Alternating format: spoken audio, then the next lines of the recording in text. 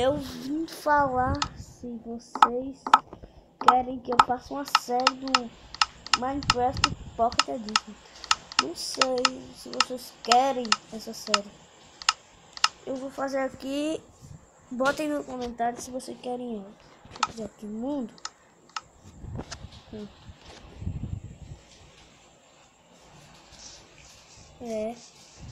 Mas achei uma caverna boa já aqui. Primeiro de tudo, vamos pegar madeira. Sem madeira não dá pra fazer nada.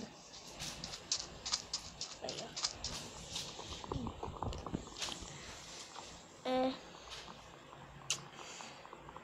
se vocês quiserem essa série, se inscrevam aí no meu canal. Vamos pegar essa madeira rápido, demora muito pra pegar.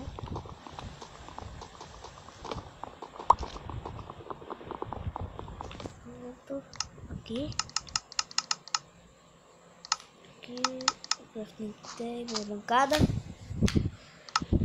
espada picareta.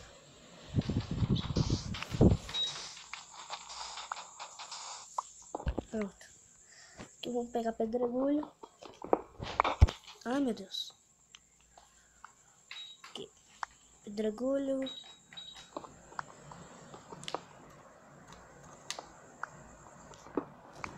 No máximo 21 pedregulhos é bom. Vamos lá, pega pedregulho, pega pedregulho. Ah, gente, já achei ferro. Sorte. Muito ferro.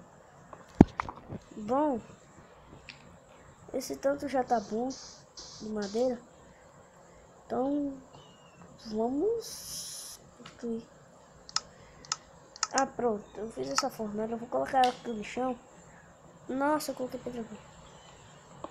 Aqui, ó. Essa fornalha. Pra eu pegar o iron e já fazer ferver o iron.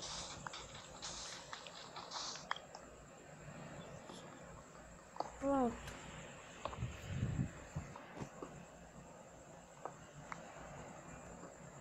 Bom, quando eu corto esse iron, é muito grande, muito iron. Olha isso. Olha o tamanho. Olha o tanto, olha o tanto, olha o tanto. Aqui, ó, peguei. Vamos pegar aqui esse iron.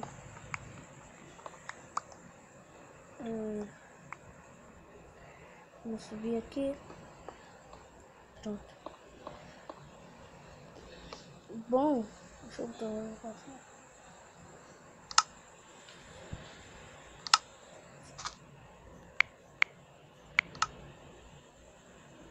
Bom, galera, esse foi o vídeo. Eu não queria fazer o primeiro episódio não. Só queria perguntar se vocês queriam a série. Então, tchau.